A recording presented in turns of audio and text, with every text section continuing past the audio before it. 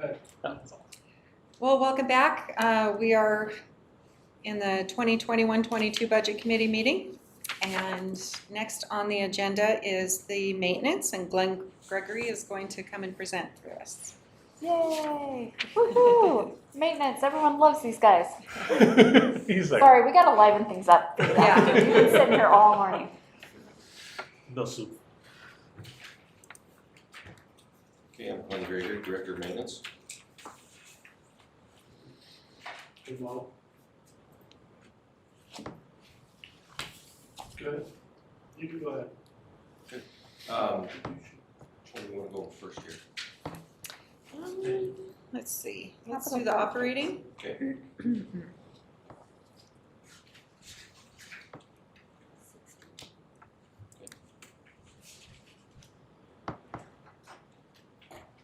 Any you have questions on it?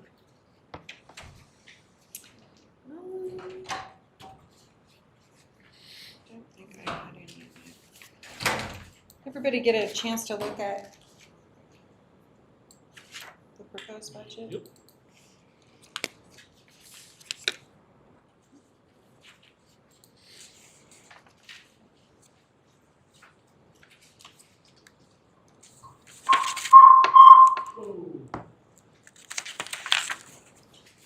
We have a few increases this year with gas and electrical, a few other things too here. That's not electrical. Do you want me to do mine there?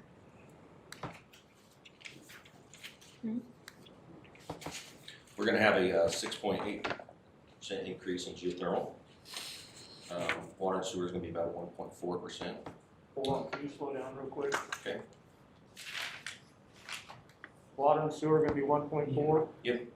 And Molly, did you call on that, or how did that come out? Yes, I call. Thank you. Garbage, we're going to have about 5% increase. Electrical's supposed to stay somewhere around the same this year. Gas, we're going to have a 6.8%. And janitorial is going to stay the same.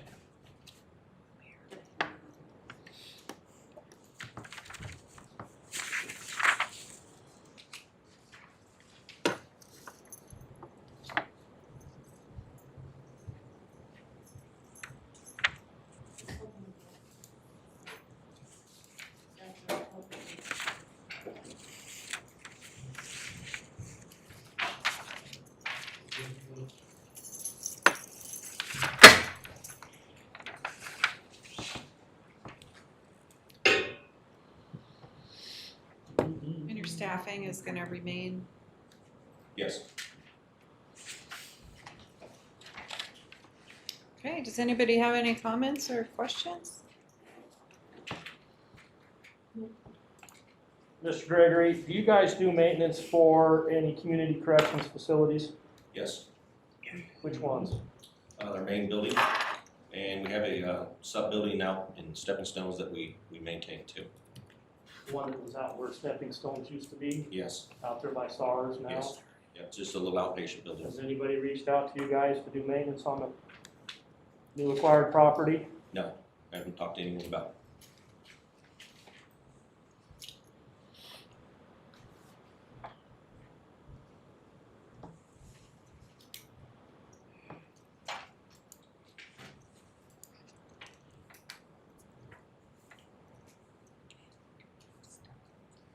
Yeah, another thing too on that is if we were to look at that, we'd have to look at increasing staffing.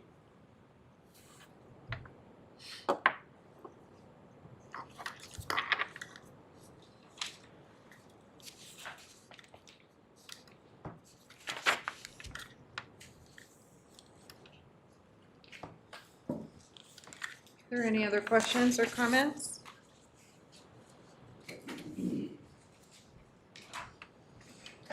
Yeah, Glenn, I'm looking at ground maintenance and repairs.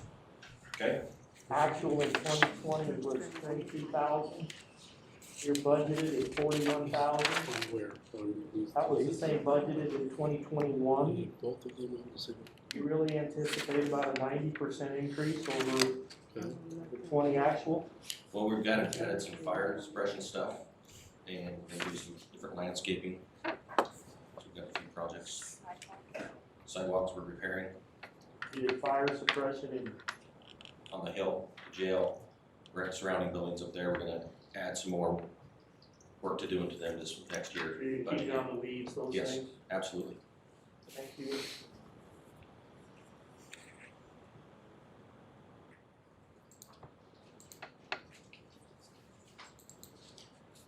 Anything else? Let's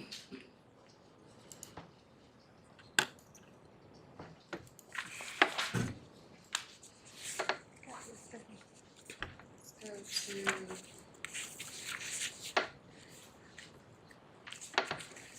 what other departments do we have? Capital projects? Capital projects. Okay.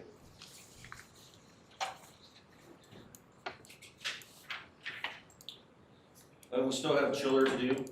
Things about on this building here. The chiller has got set back another year for a couple reasons, partly COVID. And we're also looking for some energy trust money for it. And we've had to re-engineer a different design that wasn't available last year, so it's been put off to another season. The system we have here will probably work for another year or two, but it's really needs to be replaced. That's the government center chiller you're Yes, talking about? this building. We're gonna re-caulk and do some painting on the outside of the courthouse this coming fiscal year. We have to upgrade the fire panel in the courthouse. It's on the blink. We're barely keeping it alive right now with some repairs, and it's gonna be a pretty good size upgrade to do it. Government center, where we're gonna do some more flooring replacements this year, some different things, and downstairs in certain areas at a time. So we got that's a pretty good sized project there. Like in the department? Yeah, like clerks, we're gonna start down there and move our way this way, and then upstairs, and a few other areas that need replacing.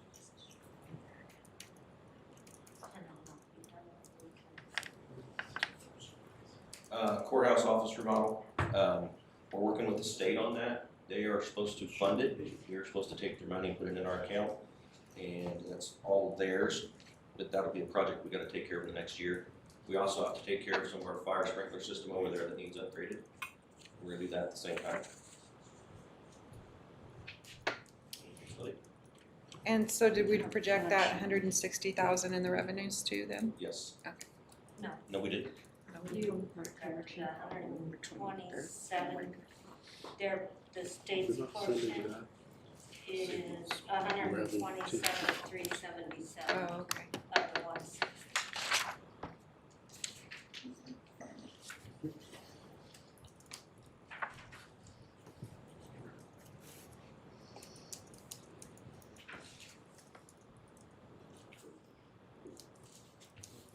Are there any questions or comments?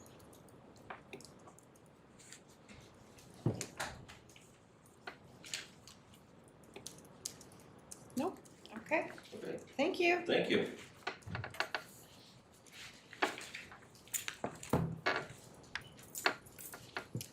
Okay, next up we have Veteran Services.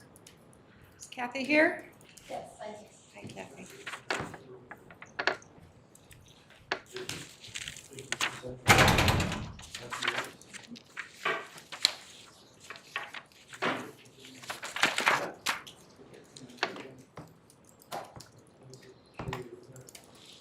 Kathy Pierce, Klamath County Veteran Service Officer and Director. Mainly my budget is, I'm not hiring anybody new, my staff is staying the same. It's pretty well status quo this year. Guys have any questions? Let me just. Kathy, what's all included in public outreach? Public outreach is actually, that's the money I get from the state, and that is supposed to be used as public outreach, like events, things like that. Like for an example, I'm doing an event down at the VFW on May the 8th. And basically that's what's included in outreach. Kathy does a great job at reaching out to the veterans in Klamath County. And so what my question, what I was thinking was, is you were talking about getting a van and going out to where they are, Sprague River, Chillicothe, Correct, North correct. County. North County, Would that be in that, in the public outreach? we Or? can, yes, we can use that for that because that would be considered outreach. It's also where we spend dollars for billboards, those types of things, trying Our to get. contract with, our mutual agreement with BTS, where veterans can ride the bus free. All of those types of things. And hopefully we'll get going back to events like suicide prevention events. Yep. Things like that, yes. How many veterans do you see a year, roughly? Do you We know? have 10,000 veterans in Klamath County. Oh, wow. There's 2 of us that do the claim work. So I probably have 5,000 clients. And, you know, they're your clients forever. Boy, I don't have that statistic in front of me, but we probably see, this year, we're up 55% because we're the only office open in the state of Oregon. So I think around 1,500 a month veterans we see.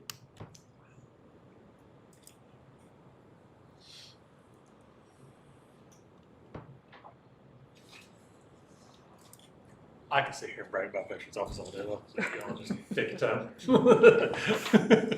And we have room to see more. We just, Yes. I mean, we do. We just put them in and they come see us. And that's why we'd like to get a van and go to North County and out to Beatty and Bly. There's so much more things you can do with this office. Mhm. This is kind of addictive work. I absolutely love it. Because the more you do, the more you want to do. I should have brought it in here with me, but the amount of dollars that were brought into our community for our veterans last year was staggering. Really? $51 million. It's right over 50, almost 51. 51, Yeah, right in there. yeah. From what sources? Our Pension, office, comp, class. compensation and pension, that's what we do. 2 of us do it. So That's great. disability benefits, all those types of things. And just to show you a little bit about what we do,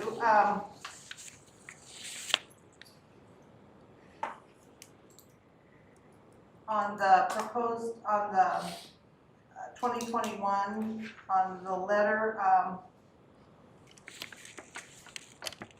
43,000 was in, I believe, 2019. 2020, 43 million. 2020 was 50 million, or close to 51. So an increase of $7 million. So I noticed that you're funded through property taxes, but when I was looking on my property tax statement, I didn't see it on mine. So it's different. So when you look at, okay, you'll see like a bond measure or something like that specific in there.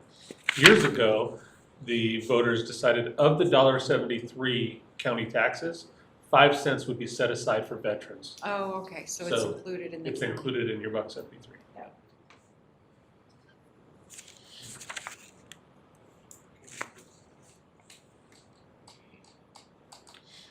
Okay, does anybody have any questions or comments?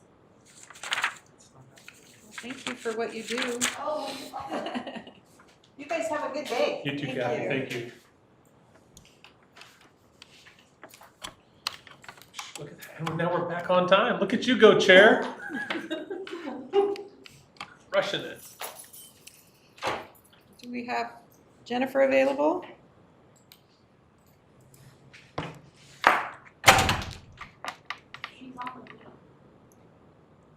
Public Health is on Zoom.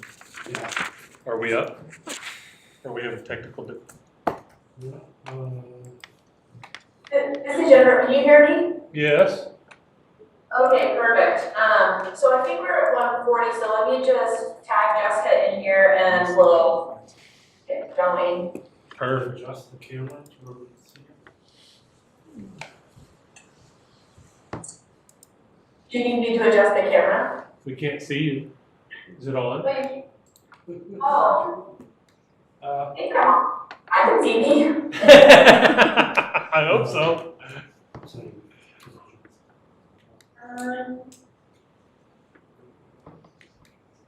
Vicki, do we want to do each one separately, or how do we? Just leave it up to her, I think. Usually we go in order of. There you are. Jennifer Little and Jessica Hello. Dale probably. Can you see us both? Yes. Okay, great. We're still getting used to this new setup, so.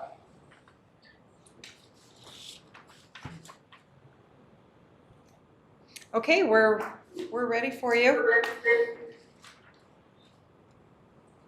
You wanna lead it off, Jennifer, you want me to go? Go for it. Okay, so, this year for budget for public health is the start of a new biennium. We're getting ready to go into the next 2-year contract. And that leaves us in a bit of an unknown space as far as, what will come down the pipe for, the public health budget statewide. So the budget that we propose that you all see, is assuming a stable budget between the biennium that we're currently in and the biennium that'll end in 23.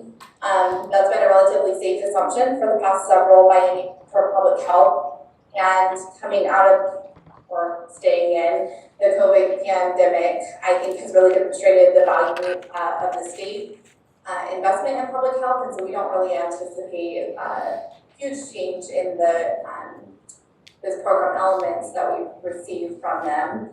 The bit of unknowns that we do have that we might have to adjust as we go into the year are going to be what happens with some of our in-person services and how we're able to sustain those as we continue to respond to COVID.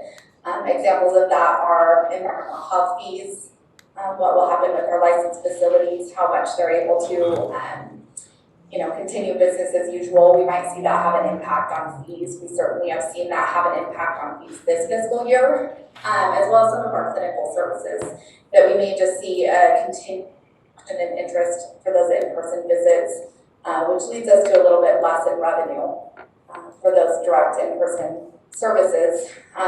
But we have been fortunate to have a large amount of COVID funding that's allowed us to sustain some of those needed infrastructure in public health, and we anticipate that to continue into next fiscal year to help offset some of the lost revenues. No major changes as far as proposed staffing, and no major changes in our indirect costs, which really does help us be able to have and present a relatively stable budget. That's kind of the basic overview.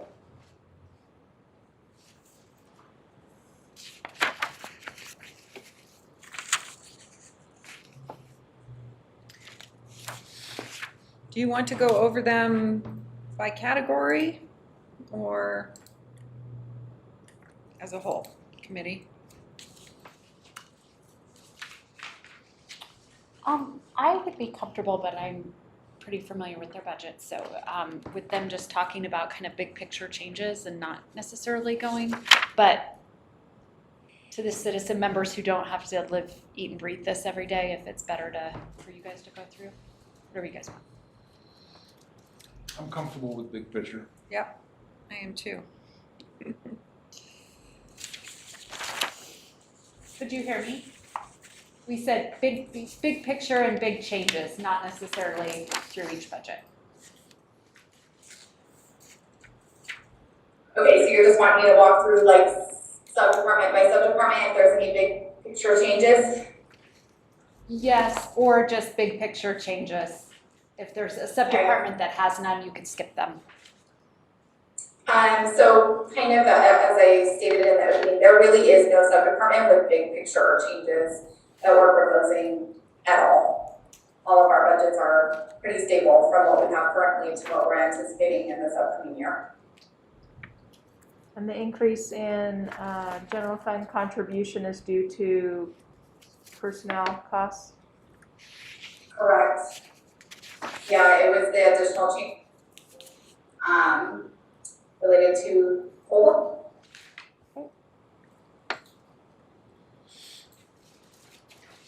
And Vicki, Vicki, we could use some of that American Rescue money to offset some of that, correct? But that's not budgeted. The problem with using some of the COVID funds that we're getting with public health is they're getting COVID funds from the state as well. So you can't use the same expense Okay. twice.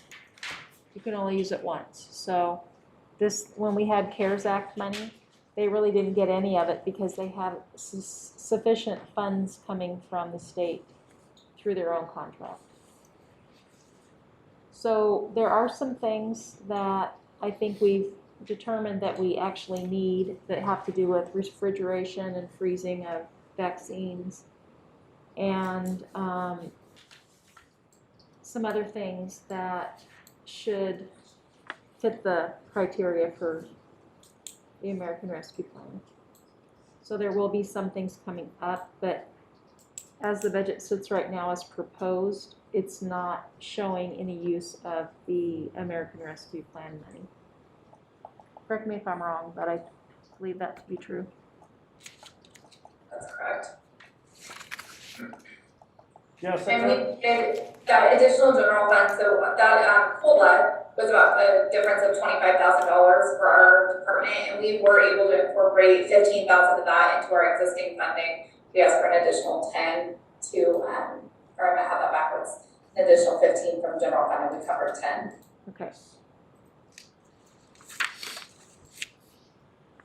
Jessica, according to the original application to the Oregon Community Foundation for the hotel, one of the rooms was going to be held for public health in case we have to quarantine someone with communicable disease, like meningitis, COVID-19, whatever. Have you added any of those expenses into this budget to maintain that room while it's empty or while there's people there? So my understanding, and Jennifer's gonna need to speak to that more specifically, because no, I have not included that in. My understanding of that space is that it will be paid for only when we use it. And that is something that we're actually funded through public health emergency preparedness. Isolation and quarantine is the foundational capability of public health that's existed for a long time. But I don't have a good sense of how often we need to use that room because we are already in contract establishments for that service.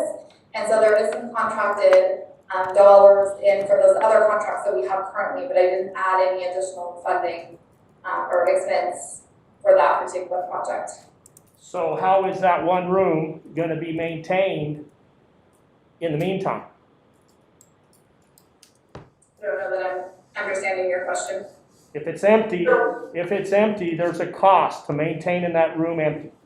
Once in a while, it's going to have to be cleaned. Once in a while, it's going to have to, it's going to add to the power bill. It's going to add to whatever with that hotel. So there is a cost to that room, whether there's someone in it or there's not. And if it's dedicated directly to the health department, it seems to me that the health department should be paying for that room. I'm trying to figure out how that's going to get paid for. So this is Jennifer, can you hear me? Yep. Okay, so we had met with Director Hartman over at Corrections about this, and like what operation costs would look like. And we didn't come up with anything specific. What Jessica and I were talking about is having a contract in place with a cleaning service to maintain the room when it needs turned over and that kind of stuff. And then our EH staff on a regular basis would go over there and just conduct an informal inspection on the room. But in terms of, helping pay the water bill and those kinds of things, that had not come up yet. We had not established a dollar amount. So instead, likely what will happen is, like Jessica's saying, we already have contracts in place with a few hotels in town, and then we only pay when needed. And so those dollars, if needed to be shifted, we would use it on an as-needed basis. Commissioner Boyd, I'm certainly happy to work that into the budget if I was given a dollar figure. My understanding was that Community Corrections had included total cost of maintenance of the building, including that room already in the budget that they had. And so when we had that meeting with Aaron, he had not felt that it was necessary, but I'm happy to work that in if we need to. Well, my concern is if Community Corrections has a transitional housing in that room and you need to quarantine them, what are we gonna do with the person the person that is sitting in that room? We're gonna have to ask them to go somewhere. So it just, Will be reserved for us. excuse me? One of the rooms is not going to be occupied. It So, will remain empty. and is that fair then that Community Corrections should be maintaining that room free of charge for the health department? Well, and that's like what Jessica said, if we need to work that in, that's fine, we're happy to do that. Thank you. And then reconnect it to the dock, turn it back on. General question, mostly out of curiosity, but For her to be. COVID-19 has captured all of our attention for over a year. The Health Department has been actively involved. Do we have any ballpark idea of what it has cost the county to administer COVID-19 and what revenue the county has taken in because of COVID-19? I can't speak specifically to the county because there's certainly been county costs that aren't attributed to public health. If you're asking about public health specifically, we brought in about $600,000 additional dollars to what we normally have in our budget as a direct result of needing to respond for COVID. And we've used about $400,000 of that over the course of this last year. So it's a time-intensive, people-intensive response. It goes 7 days a week, which is very expensive, and it's certainly the most expensive one project that we have in public health at this time. But as I had stated before, some of those dollars did help to offset the loss of revenue that we saw when we needed to move away from in-person services, because some of what we do in public health requires that we see people, face-to-face encounters. So there was a period of time when we weren't able to do that, and that did somewhat impact our revenue. Have you been able to meet public health needs with your existing staff being directed at COVID-19? Or have you found yourself shorthanded and in need of more employees? So that's kind of hard. Public health is always shorthanded. That's something that we're very used to. It's underfunded, and it has been for a long time in the state of Oregon. And so we already do more with the staff that we have, and we would like to. But that was kind of a gift to us as we went to respond for COVID, because people are used to putting in extra hours and working as hard as we possibly can. So for the large majority of our COVID response, we have utilized existing staff. That taking into consideration that we saw a pretty significant change in our ability to do our day-to-day services as the state had us repurpose pretty much everything and everyone to the COVID response. So we did just recently hire a part-time case investigator to help us, some of us, get back to our more routine jobs and kind of establish a long-term plan for how we're gonna respond for COVID, since it has been a year and get back to some of our other public health services. That's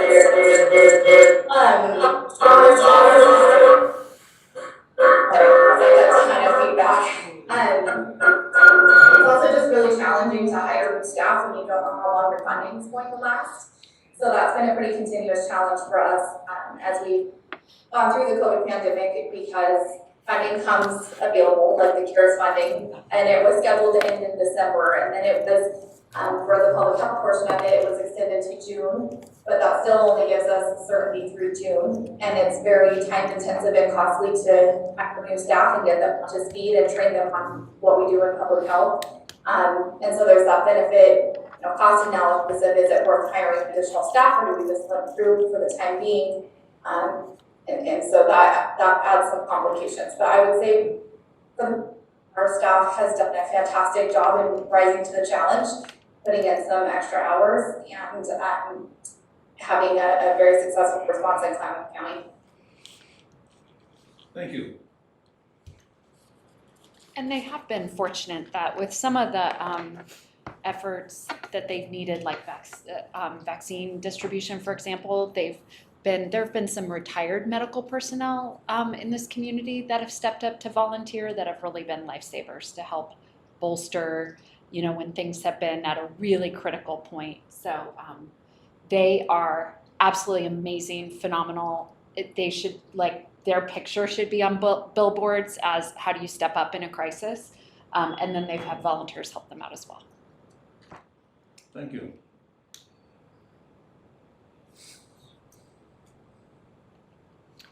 Okay, does anybody have any questions or comments?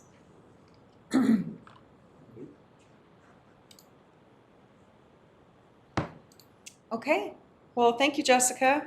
Thank you, Jennifer. Thank you. Thanks, Thank you. Okay, next up is the fairgrounds. Okay. And I guess we're about 20 minutes early. Is there anything we can take care of in the meantime?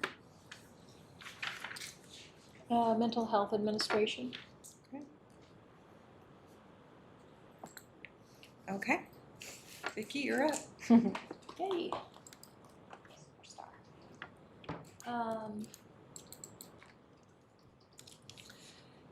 The mental health administration budget is a leftover budget basically from the period of time. It's not really leftover, it's a combination of both. It's been 5 or 6 years now since we've had the actual county mental health services under the county. We were the mental health authority, and we transferred that to Klamath Basin Behavioral Health. But when that happened, we had some leftover funding that remained, and then since then we've been collecting rent from Klamath Basin Behavioral Health. The facility at, I think it's 705 Washburn Way, it's called Phoenix Place. They rent that from the county for I think it's $3,100 per month. And the only expenses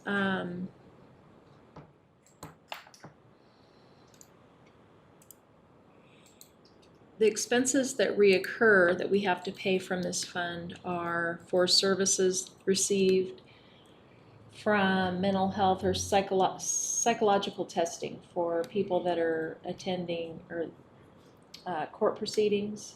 A lot of people have to have testing to make sure they're fit to stand trial. So the county's responsible for paying for those services. So those are paid out of this fund under contract services. There's $17,000 budgeted for that. There is one position that we help fund, and you'll see a transfer to the district attorney's office for $66,000, and that's to help pay for the district attorney that runs the behavioral court. And I'm sure the district attorney will talk a little bit about that when she's here. But other than that, there was, I think it was the year before last or last year, if we go to the revenues and look at the prior year actuals, we did have over $1 million in beginning fund balance, back just under $1 million in 2019 actual beginning fund balance. And what we had to do in the 2020, actually it was, end of 2020 fiscal year, beginning of the 21 fiscal year, we demolished a building that was there in the same location as Phoenix Place. It was an old nursing home that was used by the mental health department. Their crisis center was there, and we had to tear that down, and we still own the land and there's been some discussion about what to do with the land recently, but nothing's been decided 100%. So that's why you see that beginning fund balance a couple years ago, close to $1 million, and now it's down to $400,000 to $500,000.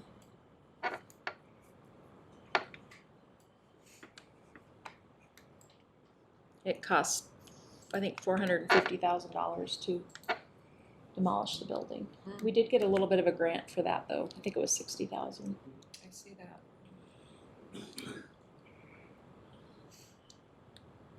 So eventually this will go away.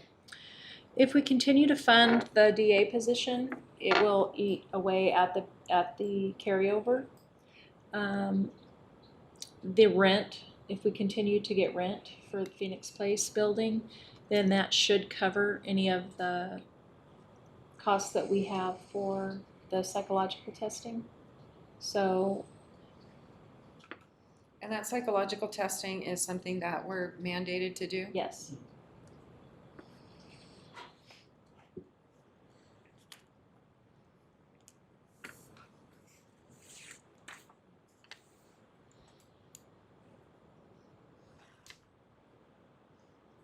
And so the DA is paid from this fund and also she's paid from the state?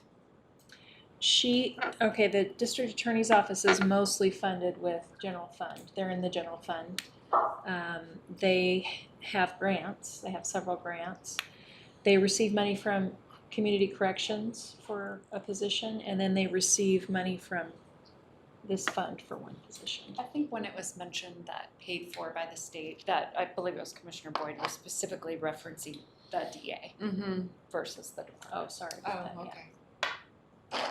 Her salary.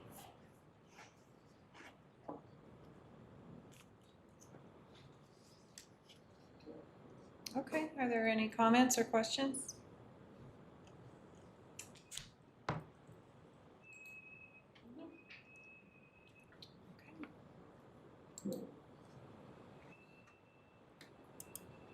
And then, let's see, that was the administration. And That's then your- do we need to talk about developmental I can hear it. disabilities? They have, their department head will be here to discuss that. He just doesn't, he's not the administrator like of the old mental health admin money, but he'll be here to discuss developmental disabilities. Okay.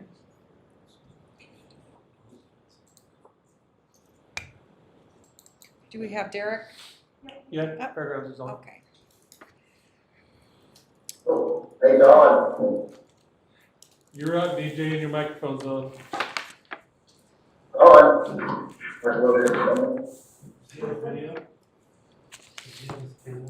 I'm getting it, hold on. Okay, can you hear me now? Yeah. So that's you, right? That's you. That's yours. Is it close? Where is it? It's yours. Yeah. Whose screen is? That, we've got weird stuff going on. That was her screen. This one is my screen. I don't know. We got weird things. We've got some weird stuff going on here. That's okay, that's good. Okay, we're ready. Okay. We're not sure, do you want us to start or? Yes, please. Okay, Where's it? so we'll just get her to present the fairgrounds budget. Yes. And if we have any questions, we've got a couple of bullet points for information, if that's what you need.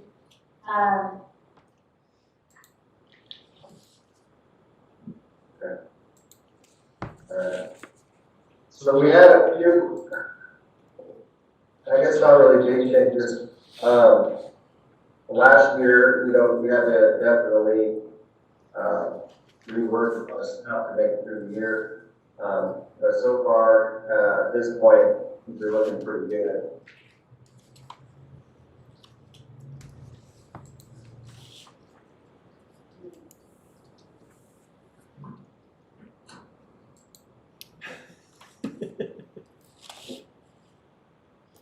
Fairgrounds was one of the more heavier hit revenue streams in the county up for COVID. Because a lot of their revenue was from rentals, and so since nobody was having events, nobody was planning get-togethers, they lost a lot of revenue. Actually, our TRT projection was projected to be way down. And we had budgeted 520,000, and right now we're sitting above that with 2 more distributions left. And as far as our rental income, the child care co-op really did help a ton actually, but we were still able to operate at some capacity, and we've actually made about $150,000 on our events up to this point. You know, we kind of got creative and were able to, you know, operate within the, you know, COVID guideline and still get some revenues from that.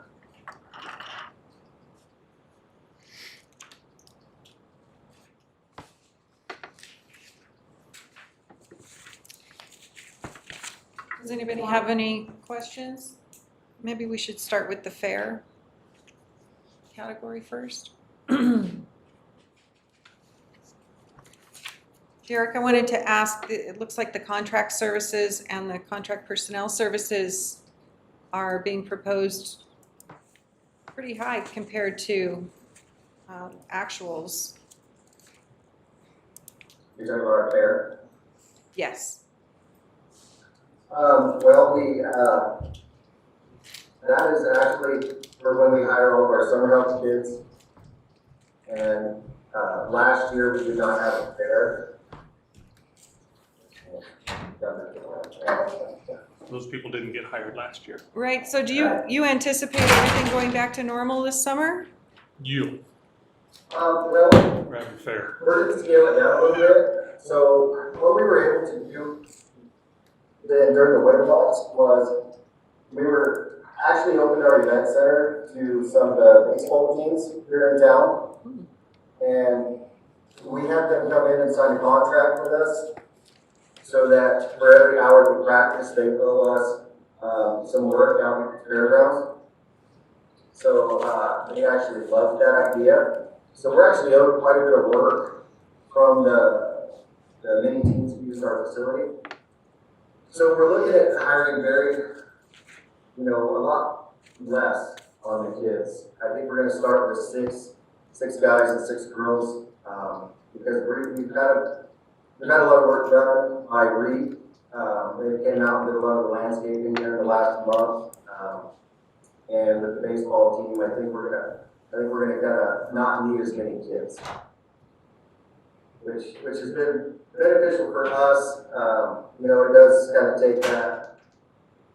take it away from some of the kids, you know, by not being able to offer as many positions.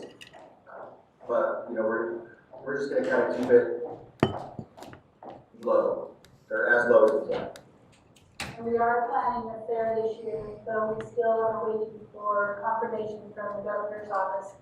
We just got an email from the state talking about whether things and whether or not we're going to be able to open and whether or not they have a plan in place. For all intents and purposes, we are planning a fair in full. Excellent. Fair.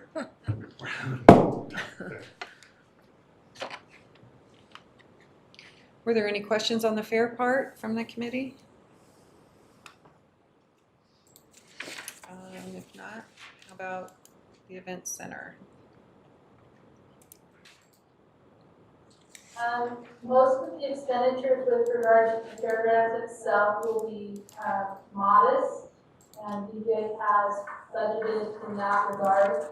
So we'll hold our spending down to a nominal amount, making sure that we can solve it through the year. Yeah.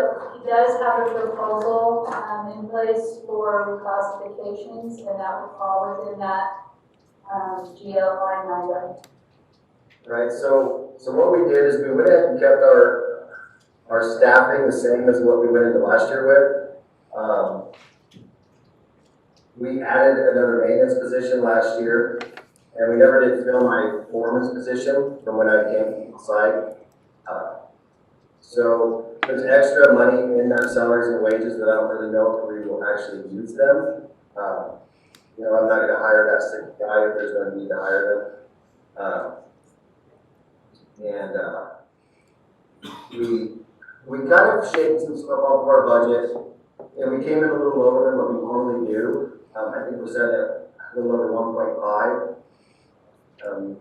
million. So, you know, I tried to, you know, I shaped what we could, and I actually had a little bit lower projection of TRTs that I had budgeted for. Under the direction of the finance director, we went ahead and added the projections to that, which actually increased our budget a little higher than what I initially had input.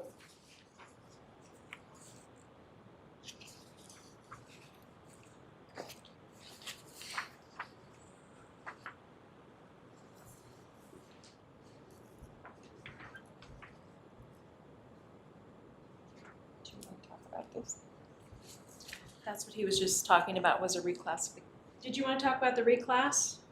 Yes. Okay. Yes. You want me to talk about it? Maybe if you can explain it a little better, but, so when we went into the review of the job descriptions, there were some positions here within the fairgrounds that could be classified. So when we had to do this, we went ahead and instead of changing our bottom line, we just shifted some funds from our contract personnel services over to the salaries and wages, so that our bottom line stayed the same. We actually haven't done that yet. Your proposed budget is how it was before.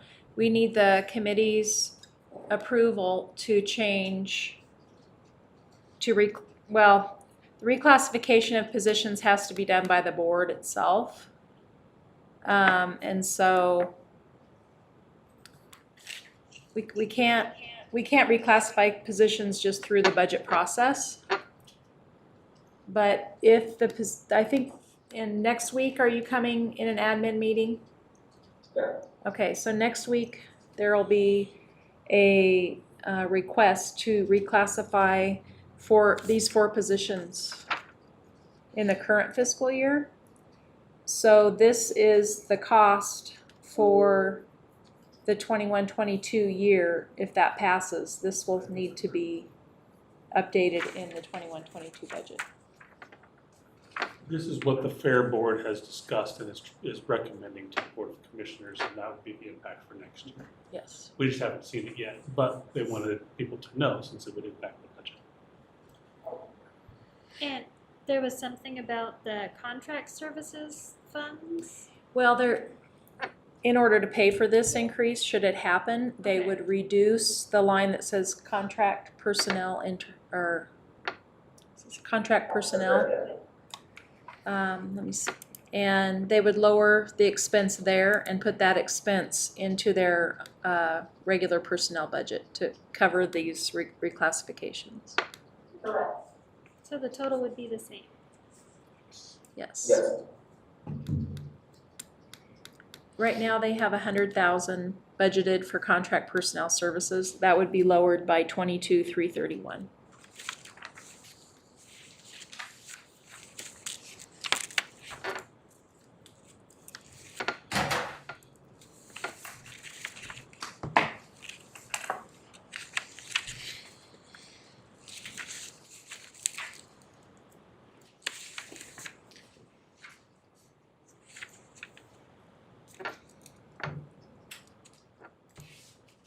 And that would have to be an action that would need to be done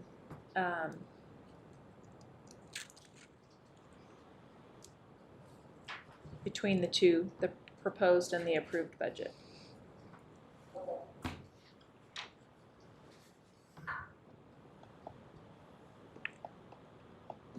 The timing is difficult. Yes. It is, it's like, this isn't normal, but at the same time, it impacts next year's budget and things are being worked on this time of years.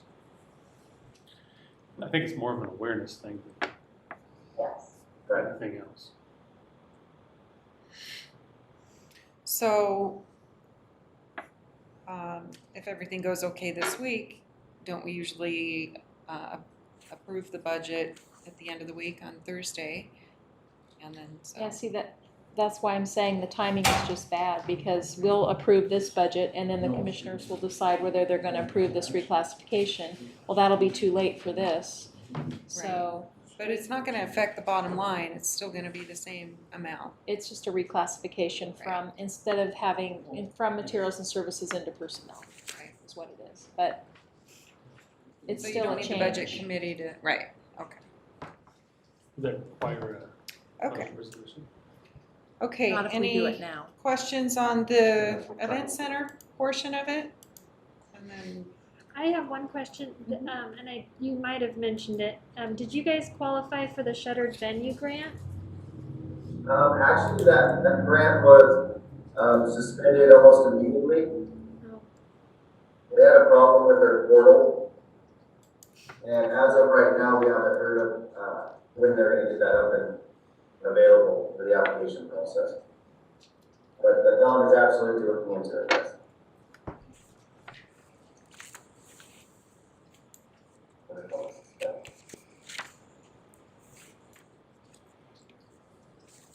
and I see you haven't budgeted anything out of the building reserve. No, we've kind of just left that zeroed out. As of right now, we had a transfer of, I believe it was 94,000 out of there, and I think we still owe, I want to say it was around 12,000 something, if I'm not mistaken.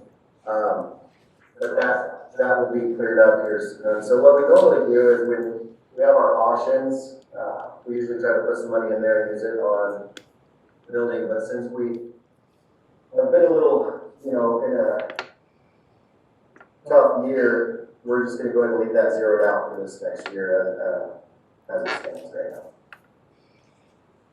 And so did you lay off employees then last year? Yes and no. So we obviously weren't really sure where we were going, and what we were able to do, but two of our employees actually did get laid off for about a month. One employee decided not to return to work, declined his job. The other employee came back to work. Then the other two guys that did not take a layoff actually went to work for Public Works for about a month and a half. And then we were able to bring them back and they've been here ever since. The employee that took the layoff had that opportunity to go work for Public Works, but he chose to lay off for a little while to get, take care of some stuff, have a little time. We tried to keep everybody employed. Yeah, that's good. We were thankful for Public Works to help us out during that time period. Yeah, Jeremy was absolutely outstanding.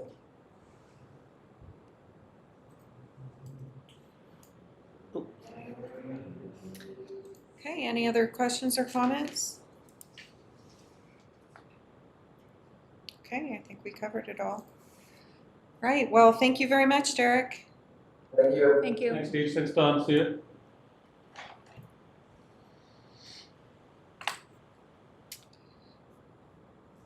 And what time is it? Is this Miles? Okay. Well, we'll go down to developmental disabilities and we have Miles Maxey here.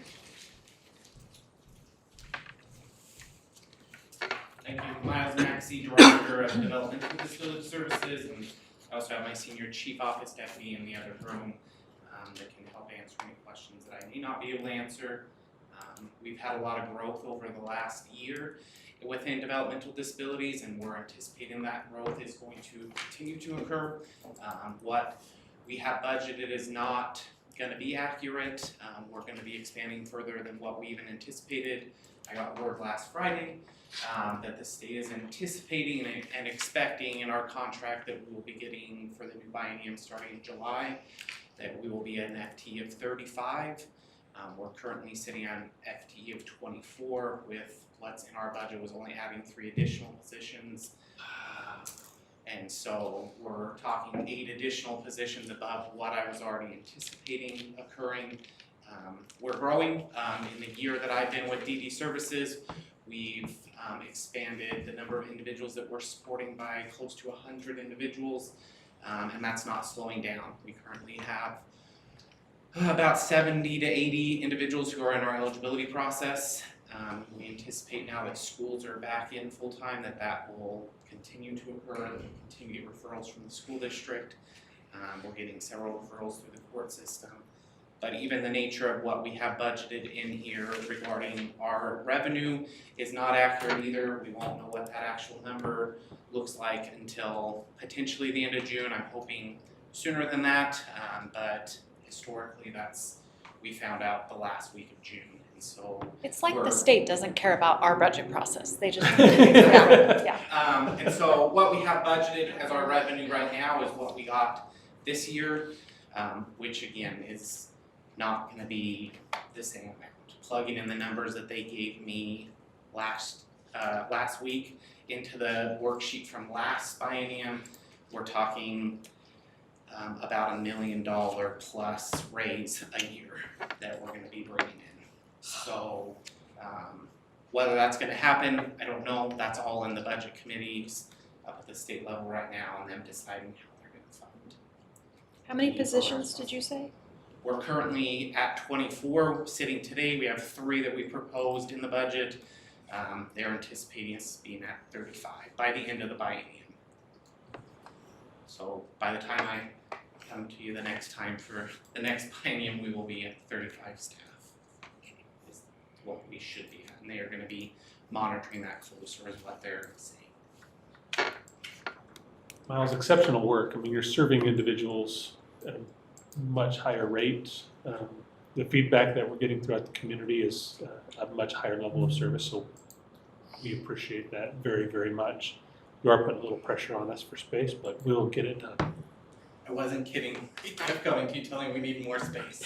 But certainly one of the big things is we've changed up our leadership model a little bit since I took over, and a big part of that is having someone in there who is focusing a lot on recruitment for individuals who support our individuals, whether that's a direct support professional or personal support worker, as well as foster providers. Klamath County has never, in the history of owning or holding the DD contract, has never had issues with having foster placements or 24-hour residential group home placements. We are currently completely full with, I think we have 1 opening right now that's likely going to be taken this week. And so this is a problem we've never had. It's a great problem, but also a really bad problem. We have upwards of 15 to 20 of our individuals who are looking for that level of and would prefer to stay in Klamath County, but also a lot of other counties in the state are just not taking individuals. We are, which is reflected in this FTE that we just got, is we took in more individuals into our county than any other county per capita wise over the last year during COVID. Miles, if there's advocacy work that needs to be done during the budget process, let us know so that we can work on that while we're up north. Happy to try to assist. I know one of the big things that is currently sitting there is that we actually get funded the way we're supposed to.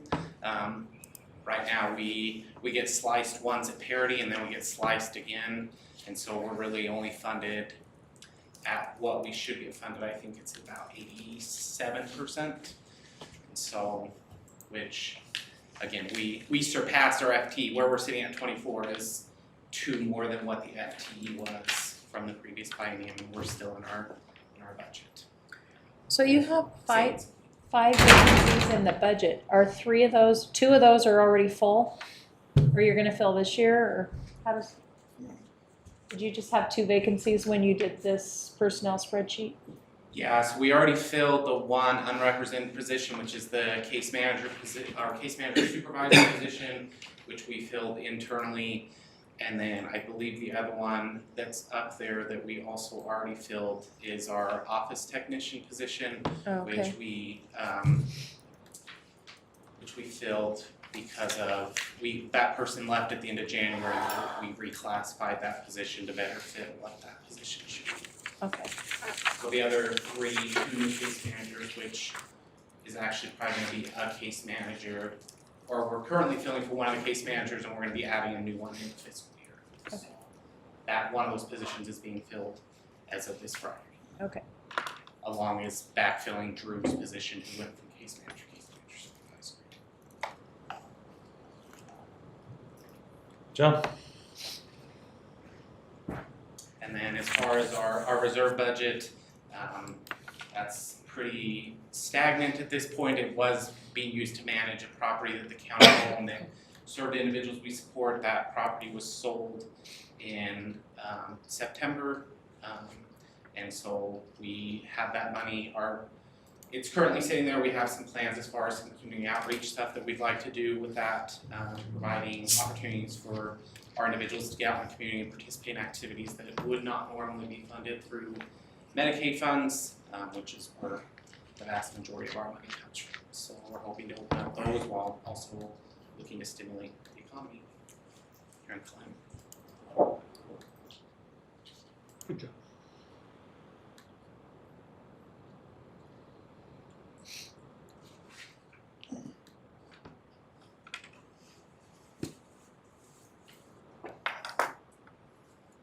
Well, I missed a lot of that. Excuse me.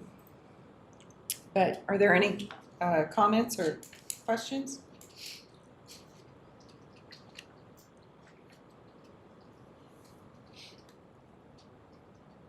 I don't have any. I just wanted to be clear, excuse me, that you're funded through grants. Is that correct?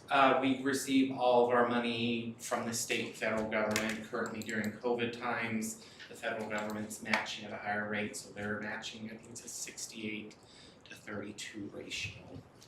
So everything we get is Medicaid protected funds. That's why we have that reserve fund that's not, so we can do other things that aren't audited.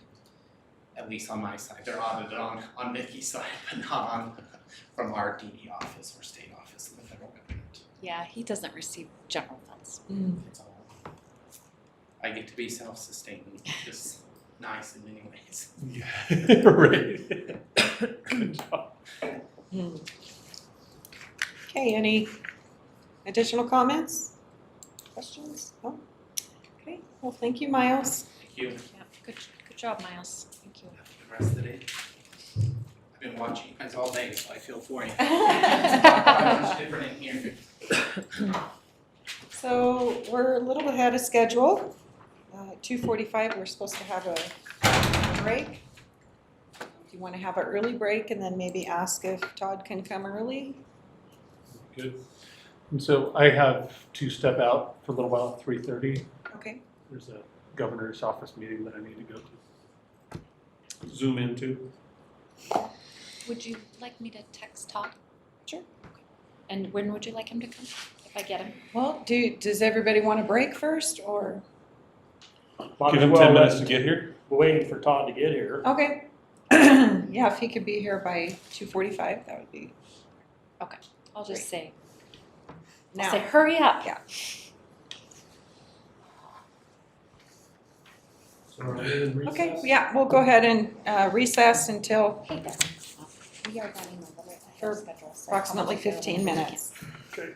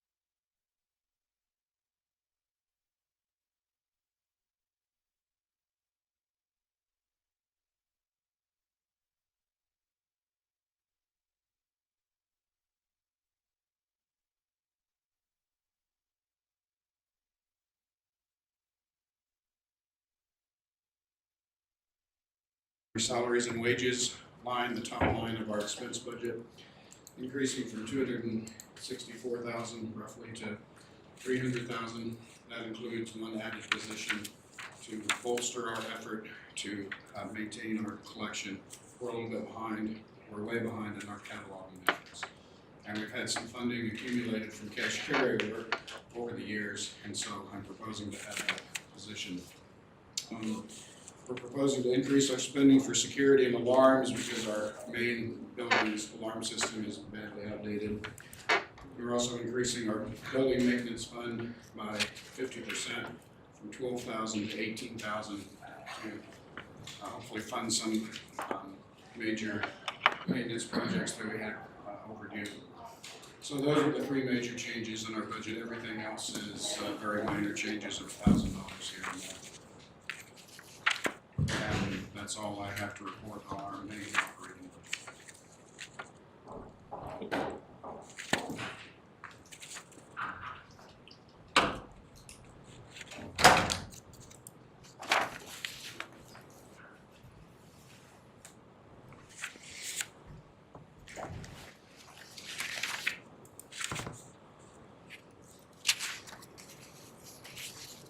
Just to clarify, you're solely funded through property taxes. Property taxes are about half of our budget. About a quarter of our budget comes from a small portion of the transient room tax. And then the remainder of our budget is made up through miscellaneous forms of income like admission fees, research, room rent, donations, fundraisers, and so on.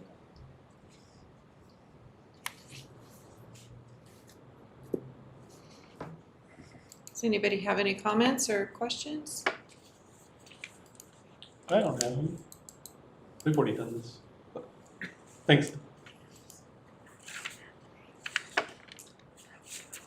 Okay, let's talk about the reserves. Our reserve fund is, for the most part, funds that accumulated years ago and have been held by the museum for a variety of purposes. In some cases, there are small funds that are earmarked for certain projects where people made donations to support a certain type of activity or improvements at the Baldwin Hotel or at Fort Klamath.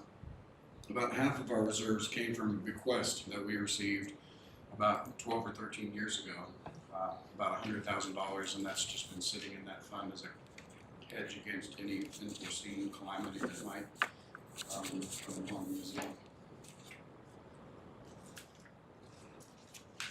And that's what you're going to use to help fund the new position? No, the new position would be funded in our regular operating budget.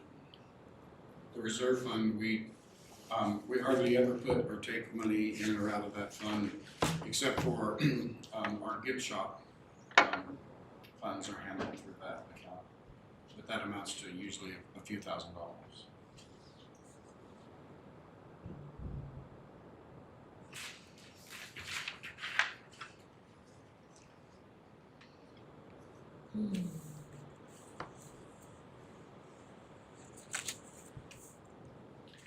Todd, what official services does the museum provide Bless you. out and away from the museum building itself? For example, when you do a tour of the cemetery, is that an official sanction, or is that just you being a swell guy? No, it's an official museum-sponsored tour. In some cases, we have to get an insurance writer to conduct our events at other locations like Linkville Cemetery. It's where we hold our most popular annual event. For the most part, we conduct tours, walking tours, driving tours, sometimes four-wheel drive tours on public lands where we don't need insurance.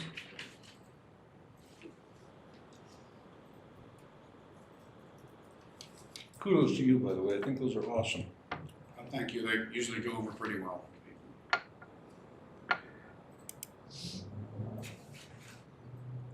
So it looks like you're proposing 40,000 for supplies out of your reserves. And what was that for?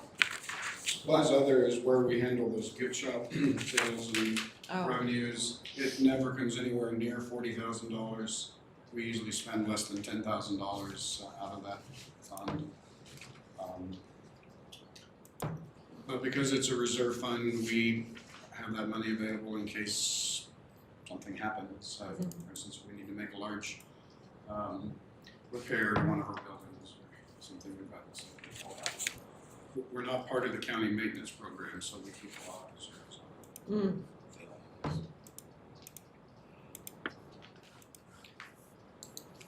Okay, are there any questions or comments for Todd?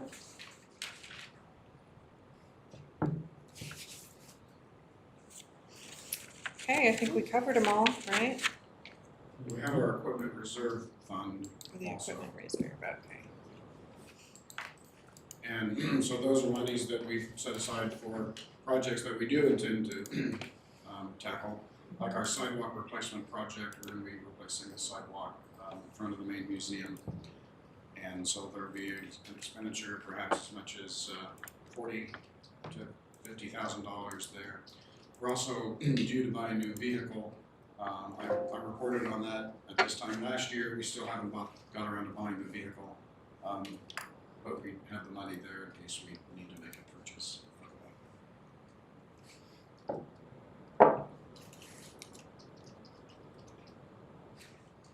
Great, any comments or questions on that? Is there something specific holding you up from purchasing the vehicle, just the one that you have hasn't quite died yet? It won't die, so yeah. All right. Still driving. Yeah, it's very reliable pickup. Perfect.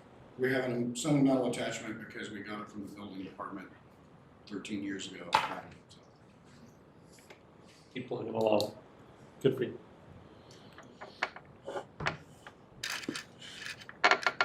Anything else? Okay, thank you, Todd. All right. A quick question.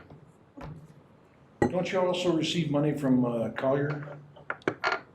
Is that reflected in this, or is that a separate accounting line altogether?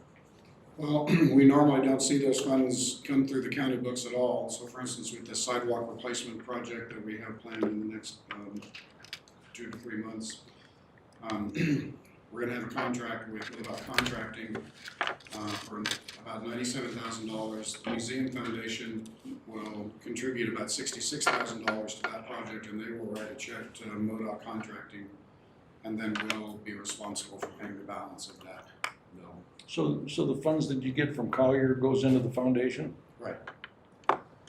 Thank you. Okay, thank you. Thanks, Todd. Thank you. Thank you, Todd. Next up is community development. And that's through Zoom. Is Eric on? Of course, where else would I Hey, Eric. Are we muted? No, we can hear you. We can hear you. Okay.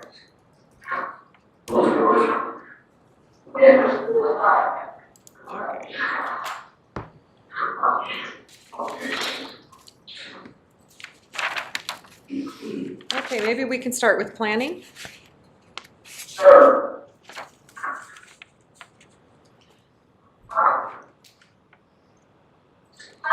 Good afternoon. Hello. Actually, we can't see them. We can't see you either. Oh. Okay. Sorry. That's okay. Now we Hey, can look see. at there. Is that better?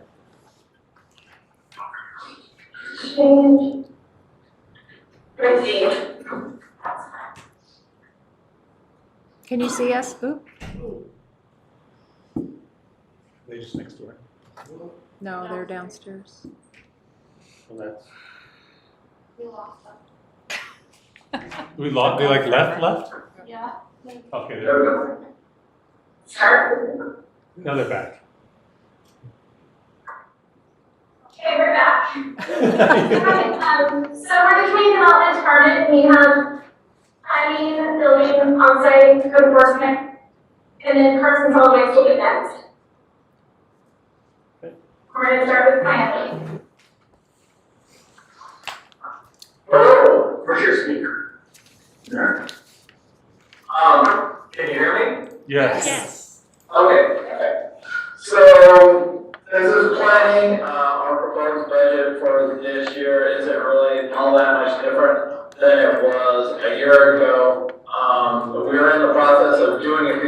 to change that, especially trying to raise our fees to generate more money because we're at a point where we're going to need additional staff in there.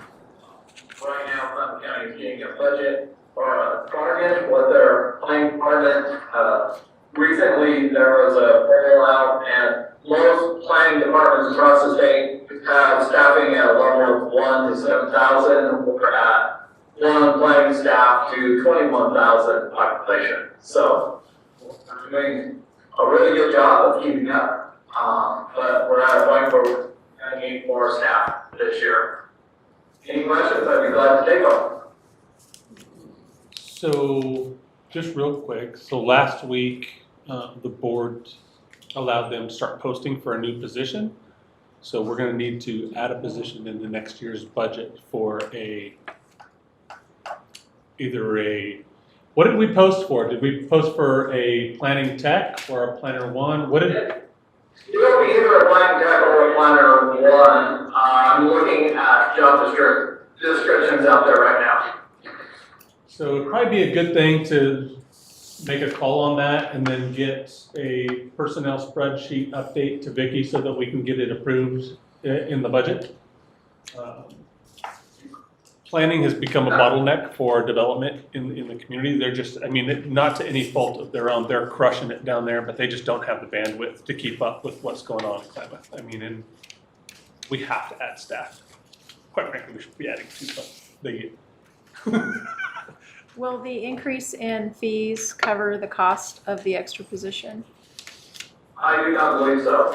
The extra costs and fees will generate roughly 20 to 25,000 a year. I don't think that will pay for a full-time employee.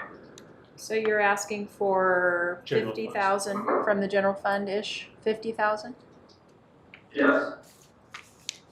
This is Stephanie, can I just mention something that we have additional funds budgeted to go paperless, for a 10% for the full year, and that can be reduced as well at 5%.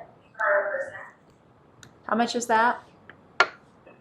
There's $69,000 budgeted in there, but it also pays for the part-time. To go paperless.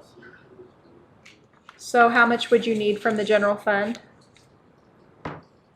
Once we figure out what type of decision he's going to get tomorrow, we're going to meet with him tomorrow, and then we'll have a better idea of the dollar amount.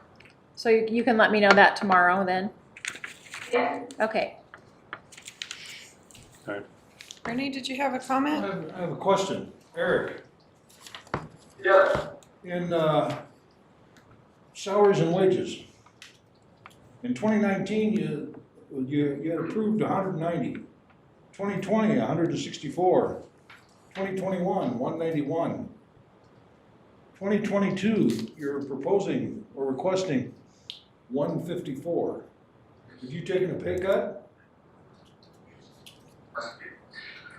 Can I tell you the history of this, because Eric just joined the department.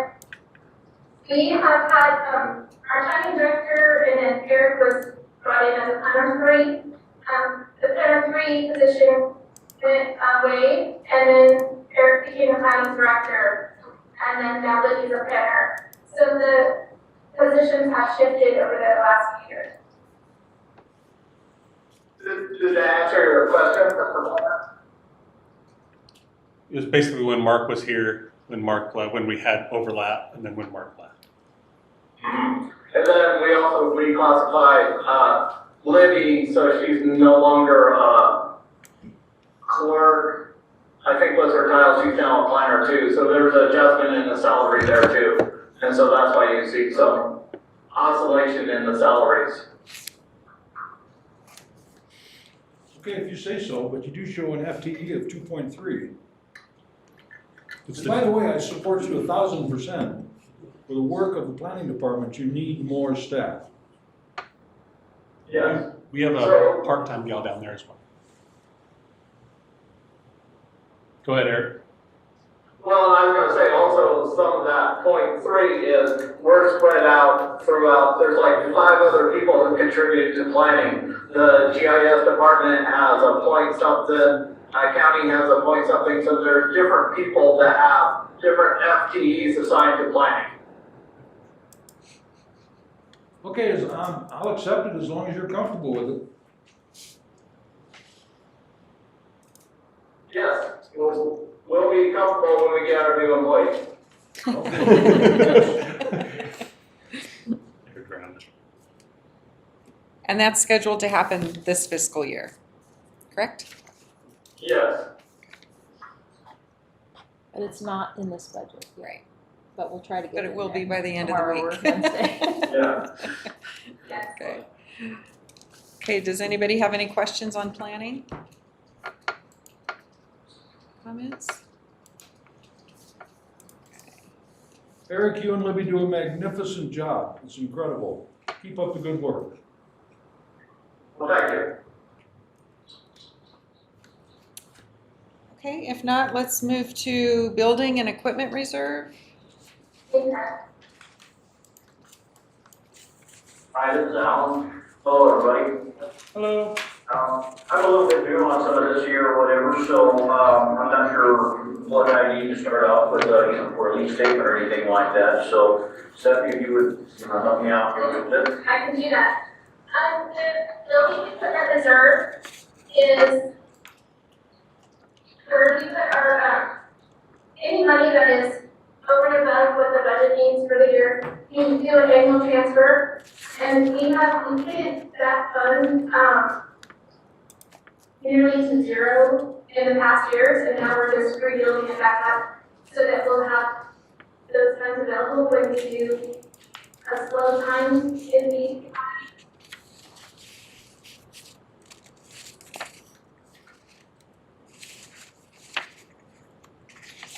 And what we have budgeted in for this year is one vehicle and then also a large format copier for our paperless project.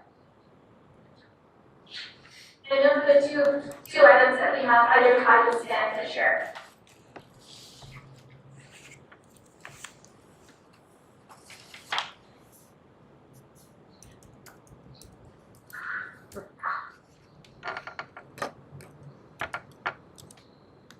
Anything else?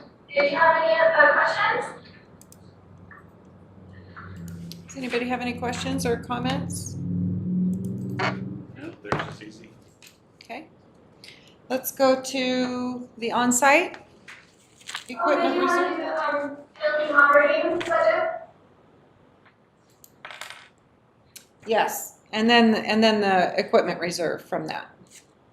So we just did the equipment reserve, do you want to do the operating? Yes, Sure. please. Oh, okay, the equipment reserve was both the building and the on-site? No, just the, that was just the building, reserve. Okay, Each one of their each one of their departments has their own equipment reserve. okay, all right, let's do the on-site operating. Building operating.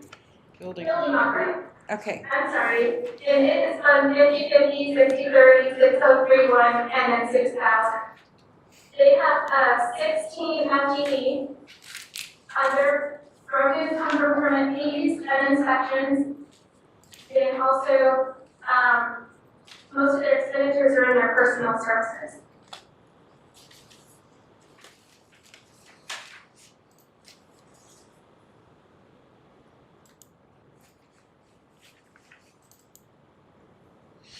I think it's taken a long time, but we're finally fully staffed in the building department, which has taken us, how many years have we been trying to get fully staffed?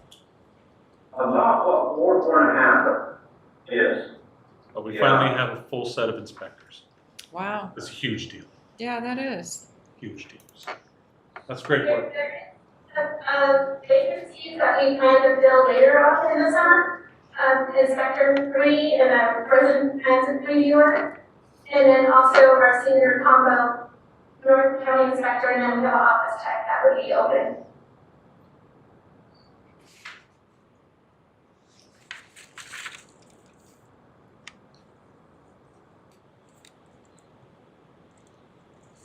So is the office technician that's proposed for the next fiscal year? Yes.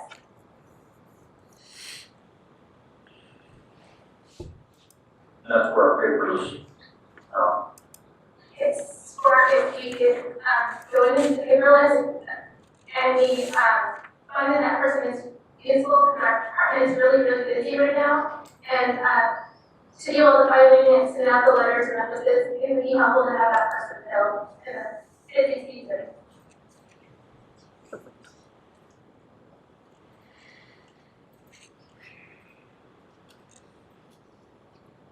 Okay, any questions or comments?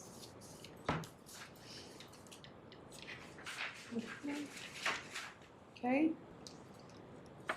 Should we move to code enforcement? On site? Yeah, I'm on this next, and they have, managed to refer to the operating.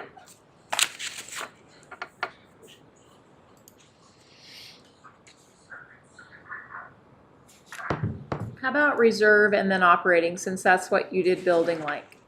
Okay, Okay, perfect. I'm screwing this whole thing up, sorry. Oh, you're fine. It's kind of the hard part of the day where you've been at it a long time. We've been out. Just give me whatever. We'll follow your lead. So Sarah, is our on-site manager. Hi, everyone, it's Sarah. Hi, Sarah.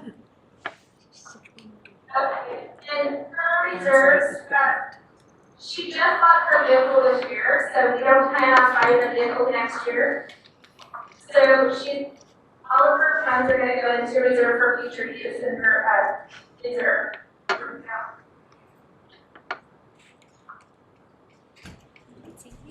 Mm-hmm.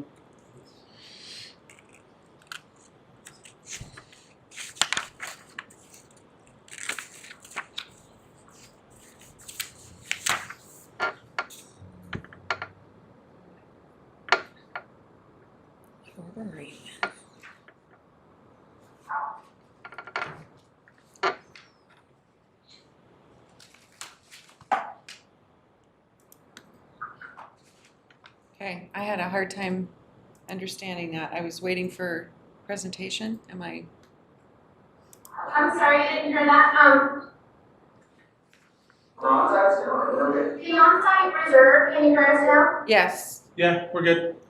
Okay, perfect. There's no expenditures budgeted for this year. Sarah's vehicle was purchased current year, so the remaining funds are reflected for future use. Okay. About operating? Okay, operating. Sarah is a 1.94 FTE program.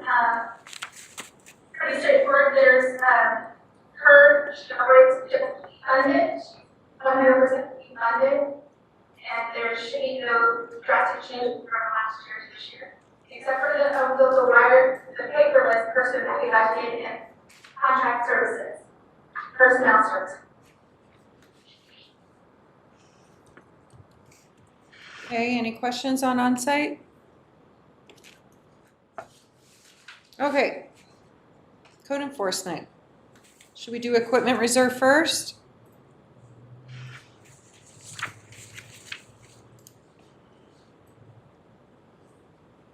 There's two reserves in the enforcement. And Rick Vaughn is also the enforcement manager. Go ahead, I got a few comments, we did operation. Okay, alright.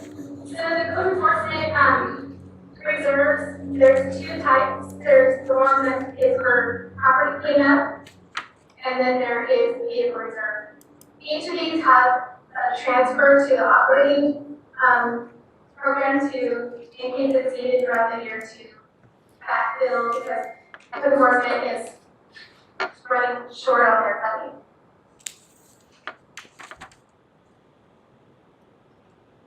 Okay. Any questions on that? How about violations? Violations is the property cleanup. general fund contributed money up to fiscal years ago, and we used it for a couple cleanup projects, and then there's still money in there for that. Okay, and operation? Noted. That was the first one. Oh, it is, okay. Yep. Okay, the operation, the code enforcement is 3.11 FTE, that's 2 full-time officers, which is up from the past years. Last year and the year before was the first, in a lot of years that we've had a full staff. And then they have a point, 7.5 office staff, which is split with building department. And then they have a share of the office assistant, myself, and then Rick as well. Their revenues, they get 2% of the 5% franchise fee that's collected from the franchise holders. And then they also share the 0.03% of the AEP that's collected on project. And then of course, and fines, and we're asking to get general fund subsidy to make up for the funding that does not support the full program. That's the transfer in. If you look at the revenues in the code enforcement operating budget, there's a transfer general non-department of $14,846. So that's new this year. Okay.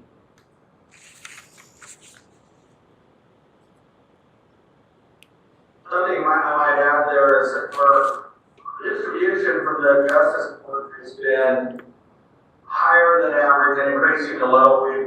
We've implemented applying liens to our fines out of justice court, and that's starting to pay off pretty well.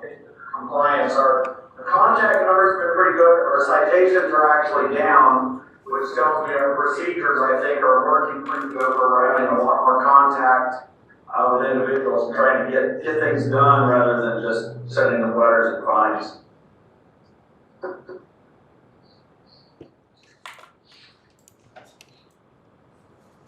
Okay, any comments or questions? No.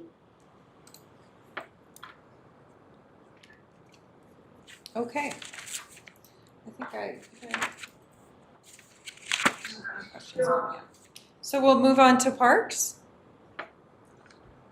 I am Chris from Expenditure, and this year, as you're aware of the COVID and so on, it added extra regular story department is closer and so on. But as of today, all of the parks are open to the public, and the Marine Corps did not, they continued full revenue to us. And so we haven't dropped any revenue. They totally understood what was going on here. And we're now open for day use only, no camping. You know, let's do the budget part of this. Sure.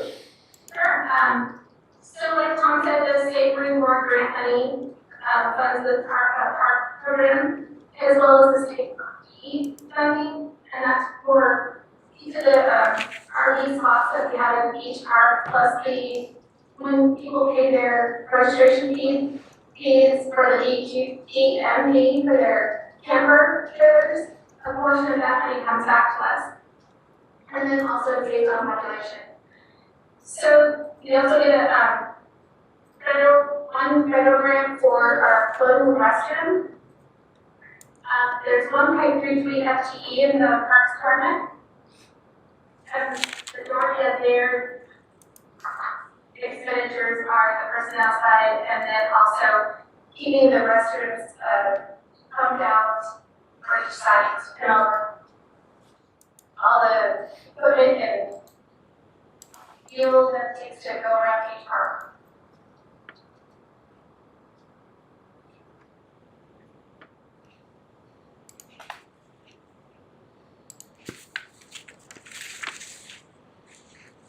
Okay, does anybody have any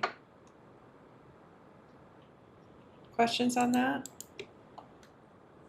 I know, in our parks department's pretty Pretty tight. simple. Yeah. Okay. Are we ready to move on to solid waste? Yeah. Making sure.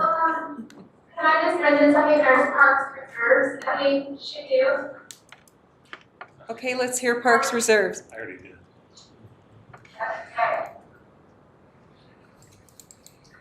So we have two parks reserve accounts, one is the vehicle reserve, vehicle equipment reserve. We do not have any expenditures budgeted this year to spend out of that one. And then we have a land reserve. It's set aside for purchasing new parks for some of the major ground improvement parks. And there's nothing identified to spend out of that this year. However, potentially next fiscal year, we may have to do a supplemental and request a new grant for a new well at one of the parks, and we are potentially maybe two. So that will be a supplemental. Okay. Any questions on that? Okay. Solid waste. And, solid waste manager Tom, and, I think we can move the budget on this also, the detail that you got in the template, it covers how many sites we have and that type of thing, so. The solid waste is made up of 2 landfills and then all the outlying transfer stations. And the gate rates at each of the 2 sites are the per ton fee. We have a director that operates the transportation and we pay them a per ton fee out of our gate rate. That fee went up quite a bit this next year, and that is that they had a negotiated per ton increase, and then they'll have the regular CPI increase coming this July. And then they have 22.9 each in the solid waste division. That doesn't include personnel that's paid out of the contract service personnel. They are the temporary people, and we pay them out of the material service. And their major materials and service costs are their contract personnel and their consulting, which is paid right now for the Schmaltz landfill surveying to site the new part of the landfill.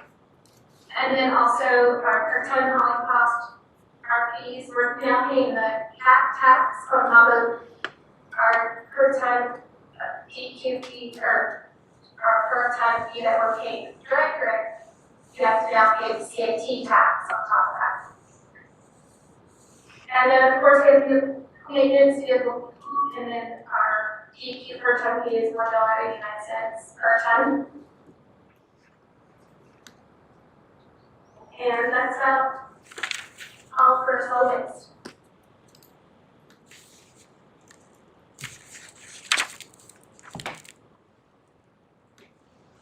Okay, is there any questions or comments on that? Did you want to go through these individually? Do you want to discuss the reserves or? Yes, please. Okay. So the solid waste reserves, they have 3.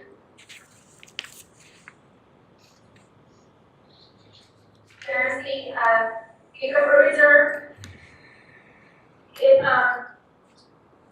We have 2 things budgeted for that this year, is 1 new pickup and then 1 concrete pulverizer, hydraulic pulverizer. Tom can tell you a little bit about that if you want. We normally hire Rocky Mountain Cloud and pulverize concrete, and it's about $10,000 for the service, and to buy a pulverizer for ourselves is $30,000. And so we decided that during slow season, during the winter, that we could be doing that internally and save the the cost of it, what it does is we, all concrete taken in at the landfill, we grind that up and it gives us two different sizes, but basically for road material.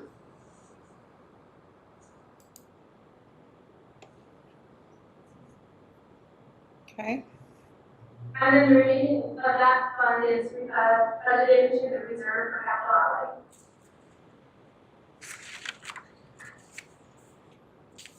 Then we have the health closure funds, closure expenses related to both landfills, and we are by DQ. So we have to have this account, and it's audited each year to make sure that we have enough for when we close, and so far we're doing good. Big disclosure, when we close, we have to maintain the landfill for 30 years.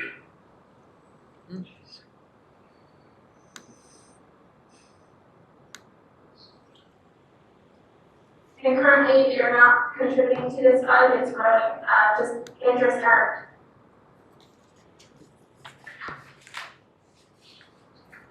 Yeah, that's coming to a screeching halt, huh? Oh, no, we'll get that last again. So then our final, reserve for this fund is, we have a building reserve for repairs and such, and specifically over King Lee transfer station. We want to be able to repair that tipping floor one day. So we have that budgeted each year, as it may come. We don't know when it's gonna be repaired, sure that it's a potential, so it's always in there, budgeted.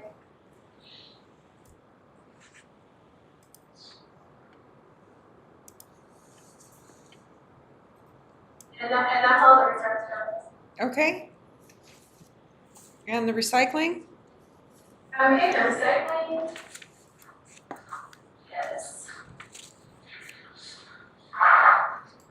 Recycling is a sub-fund of the solid waste fund.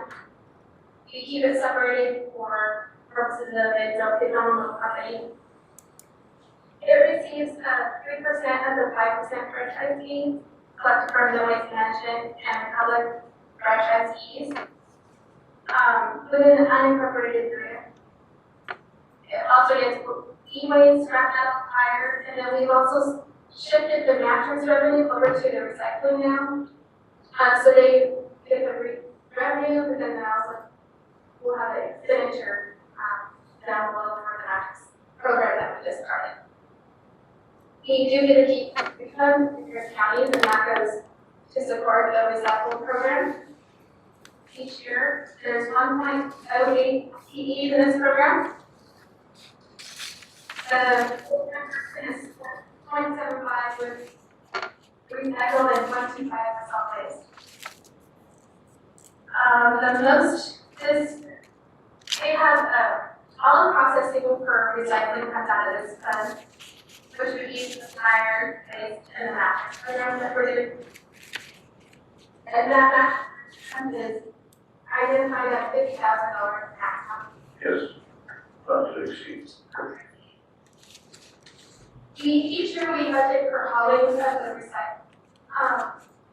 But we haven't had to haul the recycling over to Dry Creek for the last 2 or 3 years.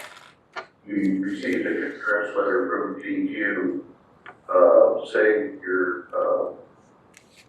it costs more to recycle than what it costs, like is, which are 74 ton. Then you get the part of the recurrence letter, and they no longer, we can, it then goes into the trash.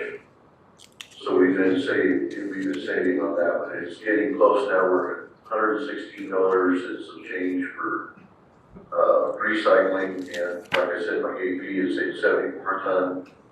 Closer we get to there, when you have to spend the 74 recycling.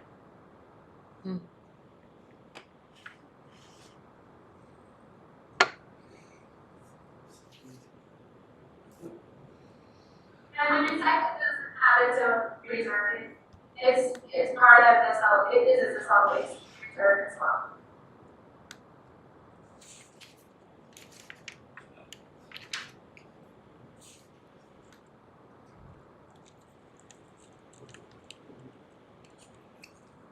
Okay, are there any questions or comments?